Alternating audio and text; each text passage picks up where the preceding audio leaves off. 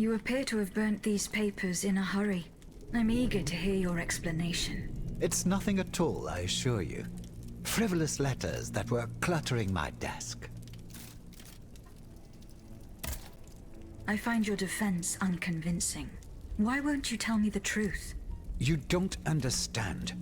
This is a matter of the utmost importance that I cannot discuss with a creature such as yourself. I am an automat, monsieur.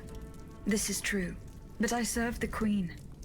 And my only aim is to put a stop to the crimes that have befallen the kingdom. Well, know that you're not alone in serving the Queen. What was in those letters you threw into the fire? My private correspondence with the King. I had a key to the armoire, which served as a mailbox. Are you conspiring with the King? No, you don't understand. I was something of a shadow advisor, a diplomat, working in complete discretion. I feared his stubbornness would lead the kingdom to ruin, so I tried to reassure him regarding the aims of the Third Estate.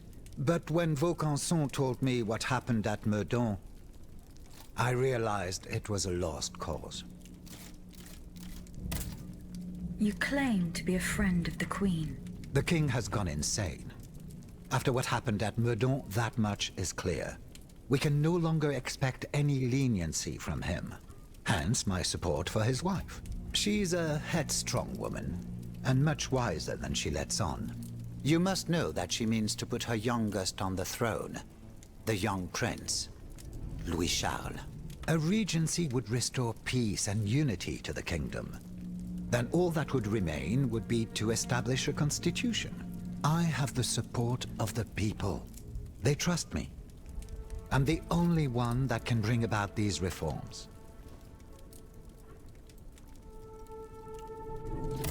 I found your pistol in the hands of a dead man. Who was this unfortunate soul? Mathieu, one of the servants I had sent to retrieve the letters. I gave him the pistol for self-defense. Alas, it seems it was of little use to him against the King's automats. Tell me, what happened at Meudon? It's all here in this letter, written in the King's own hand. Please, give it to the Queen. She must learn the truth. Why were you in such a hurry to destroy your correspondence? The letters contained sensitive information about my Third Estate colleagues. If it had gotten out, I would have surely lost my allies' trust, as well as any hope of establishing a regency along with it.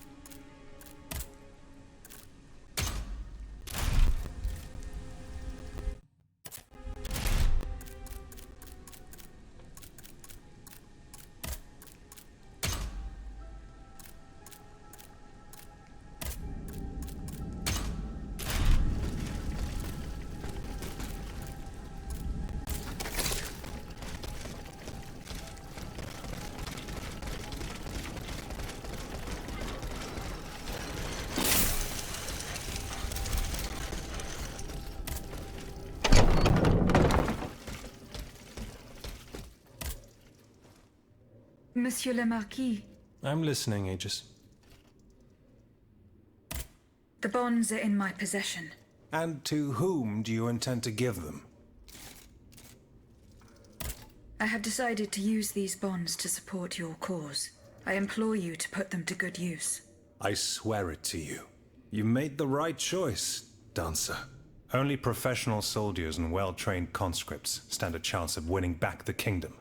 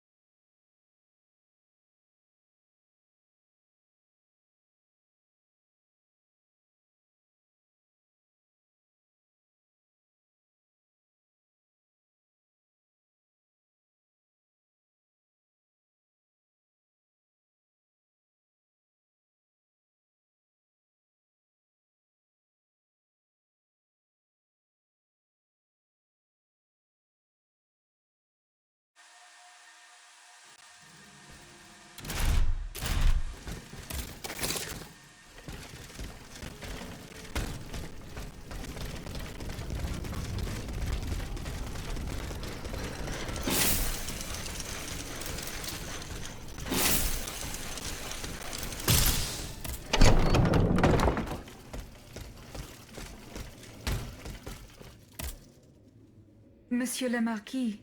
I'm listening, Aegis. Goodbye, Monsieur le Marquis.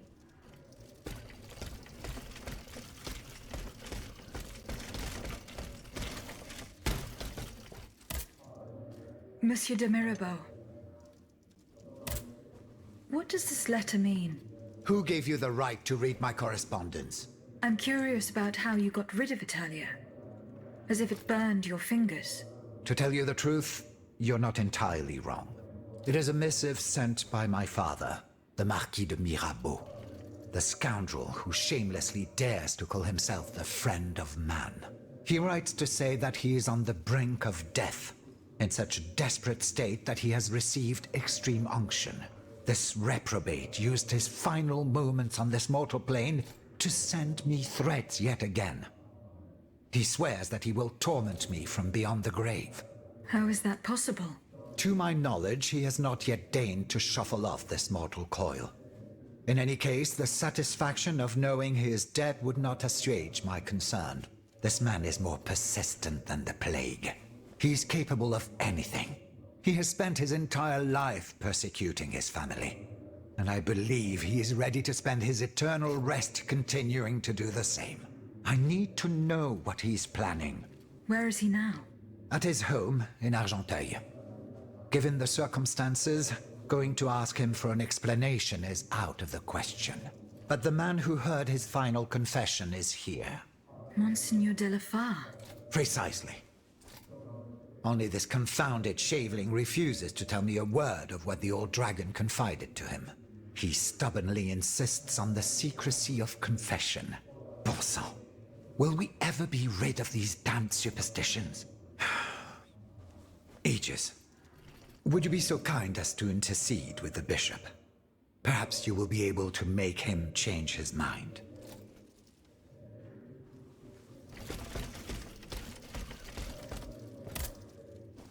So how is Monsieur Marat? I haven't met him yet. He is your only chance to reach the Bastille, Aegis. He's As for the lanterns... Did Monsieur de Laclos tell you the secret of his explosive cannonball? No. We didn't talk about it. That's a pity. Without his help, our strategy is doomed to failure. Let's see. I know he's close to Monsieur Marat, the patriotic journalist. He's currently in hiding in the quarries of Montmartre. But please do not breathe a word of this to the Marquis de Lafayette. Those two are at daggers drawn. It would certainly end in a bloodbath. Were you present when the Estates General was dissolved? Oui, madame. I had a front row seat. I witnessed what it cost to defy the crown. We laid bare before the king the abject misery of his subjects. It was more than he could suffer. So he had the people's representatives dispersed by means of bayonets. At least we only had to contend with soldiers made of flesh and blood. Positively angelic compared to the machines that have swept through Paris. Goodbye, Monsieur de Robespierre.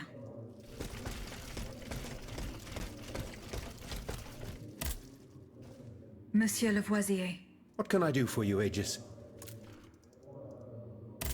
The clues I found at the warehouse suggest that the gunpowder was moved to the Bastille. Diable. You must find a way to get there and put an end to this threat.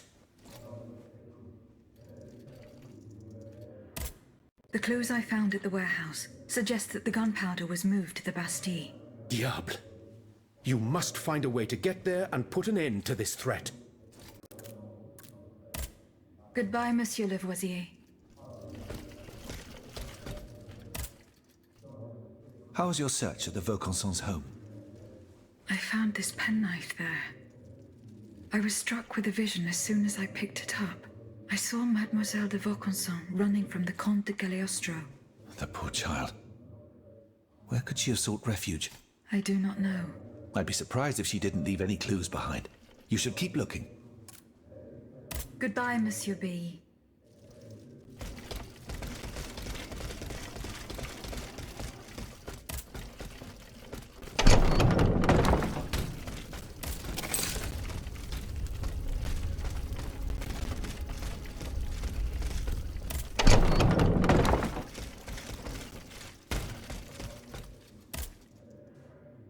Monseigneur. What can I do for you, Aegis? Monseigneur, I would like to talk to you about your recent meeting with the Marquis de Mirabeau. What has gotten into all of you? This has gone on long enough. I will say it one last time and pray that they will finally leave me alone.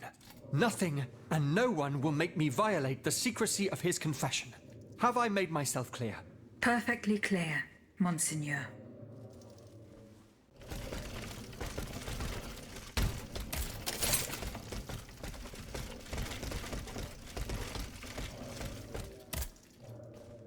Monsieur de Mirabeau.